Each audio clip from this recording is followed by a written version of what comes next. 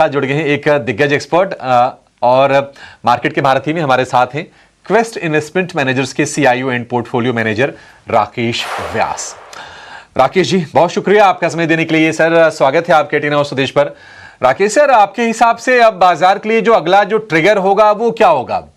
क्या वो एक ही ट्रिगर अब बचा हुआ है जो आना है, इंडिया यूएस ट्रेड डील, और आपको क्या उम्मीद है कि ये साल खत्म होते होते हो जाएगा या फिर अब हमें 2026 का वेट करना पड़ेगा? Good morning Abhishek ji. नहीं, आपने सही पूछा। मेरे ख्याल से नियर टर्म ट्रिगर जो है उसका आपका सही आकलन है कि यूएस इंडिया जो ट्रेड डील है उसके ऊपर बाजार की अभी निगाहें बनी हुई है। और मुझे ऐसा लगता है कि अगले एक महीने के अंदर हमको इस पे कुछ अच्छी खबर मिलनी चाहिए। बट थोड़ा लॉन्ग टर्म के या मिड टर्म के हिसाब से देखें तो कॉर्पोरेट अर्निंग जो है वो मेजर ड्राइवर रहेगा।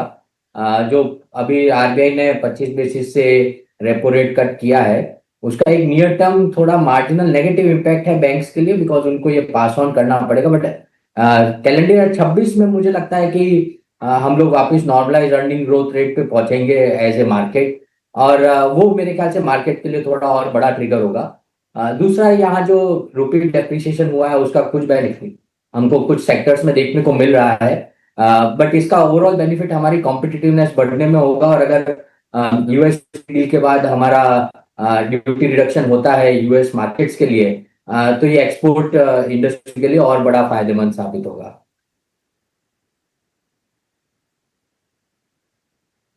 राकेश जी, आप भी कह रहे हैं कि अब यहाँ से अर्निंग ग्रोथ पर फोकस होगा, और अब यहाँ से अगर हम देखें, आज तो 8 तारीख होगी, लगभग महीने भर के बाद हम देखेंगे कि Q3 के नतीजे आने की शुरुआत हो जाएगी।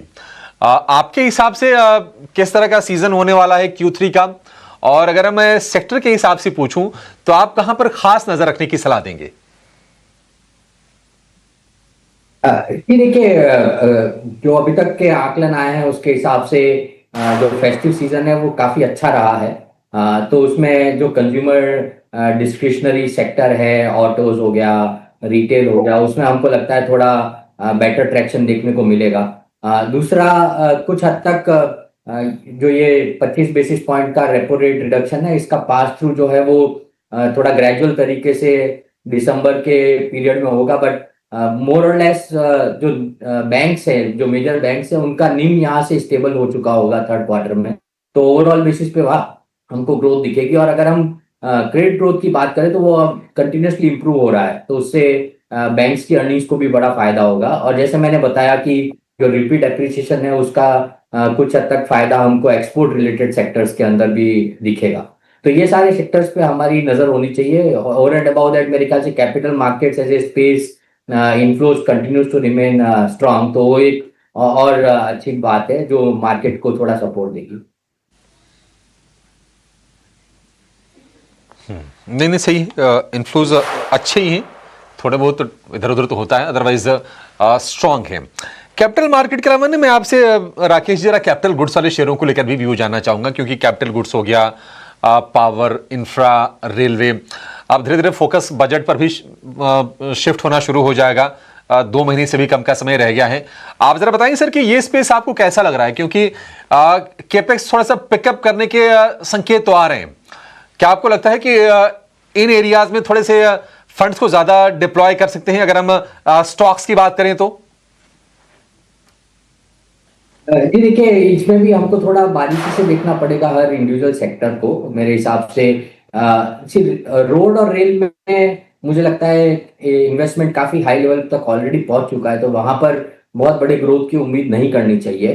बट पावर सेक्टर है, रिन्यूएबल स्पेस है, जहां पर दोनों सरकारी as well as private sector का इन्वेस्टमेंट जारी रहने वाला है। वो सेक्टर्स हमको लगता है अभी भी अच्छे मौके दे रहे हैं। स्पेशली पावर, टीएनडी हो गया, रिन्यूएबल स्पेस हो गया, और कुछ हद तक अगर केपेक्स की बात करें तो डिफेंस जो प्लेज हैं वो कंटिन्यू टू अच्छे लग रहे हैं हमारे हिसाब से, क्योंकि मेड इन इंडिया जो थीम है वो कंटिन्यूसली प्ले हो रही है। सरकार कंटिन्यूसली नए नए ऑर्डर्स दे रही है डिफेंस स्पेस में।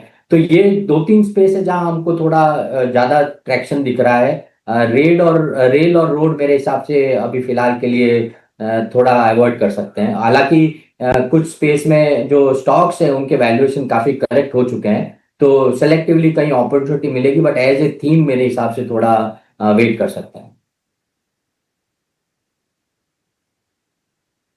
ठीक है।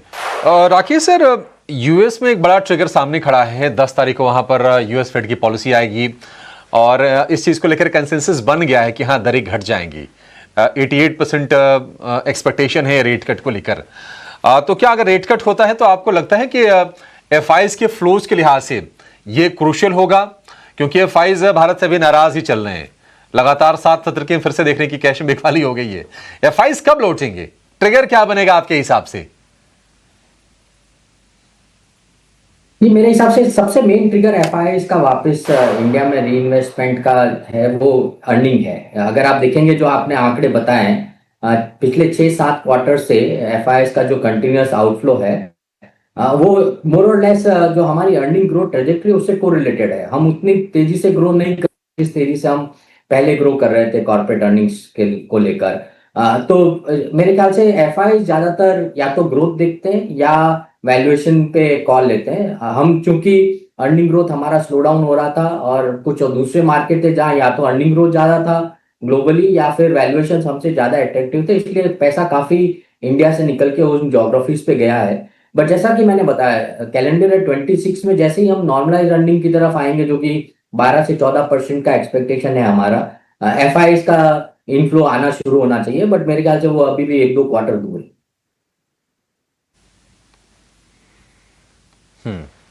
ठीक है।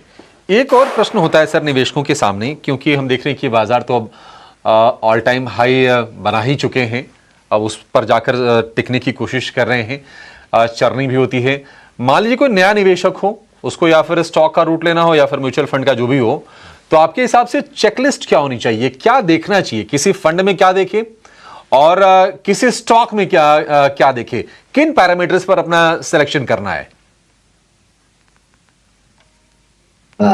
ये मेरे हिसाब से थोड़ा बेसिक क्राइटेरिया है कि अगर डायरेक्ट इन्वेस्ट करना है तो निवेशक को थोड़ा बिजनेस के बारे में ज्ञान होना चाहिए, क्योंकि अदरवाइज उनको हमेशा एक्सपर्ट की सलाह लेनी चाहिए। ये बेसिक डिस्क्लेमर है।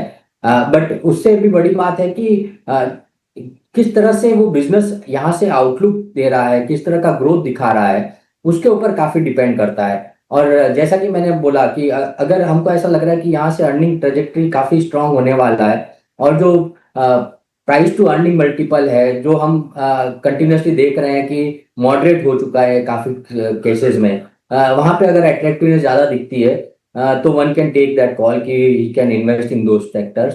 बट मेरे हिसाब से अगर आप लंबे समय के लिए देखेंगे अभिषेक जी, तो स्टॉक या मार्केट का रिटर्न काफी हद तक उसकी अर्निंग ग्रोथ से रिलेटेड या कोरिलेटेड रहा है। तो मेजर क्राइटेरिया ये है कि आपको उस पर क्लैरिटी होनी चाहिए कि बिजनेस का अगले 1-2-3 साल में किस तरह का अर्निंग आउटलुक है और उसके हिसाब से हमको इन्वेस्ट करना चाहिए। अदरवाइज जैसा कि मैंने कहा, अगर कोई इतना डीप में नहीं जा सकता है, इतना रिसर्च नहीं कर सकता है, तो हमेशा एक्सपर्ट की सलाह लेनी चाहिए। म्यूचुअल फंड एक बहुत अच्छा जरिया है इन्वेस्ट करने का रिटेल इन्वेस्टर के लिए। Definitely sir. एक और चीज सर राकेश जी आपसे जानना चाहेंगे। अब ये साल तो लगभग बीत ही गया। निफ्टी के हम रिटर्न्स अगर हम बात करें तो करीब करीब 10% के आसपास के हैं ये टू डेट के। अगले साल कोई अगर बाजार में मान लीजिए टिका रहता है या फिर नई तैयारी करता है, तो आपके हिसाब से किस तरह के रिटर्न की एक्सपेक्टेशन करके चलें?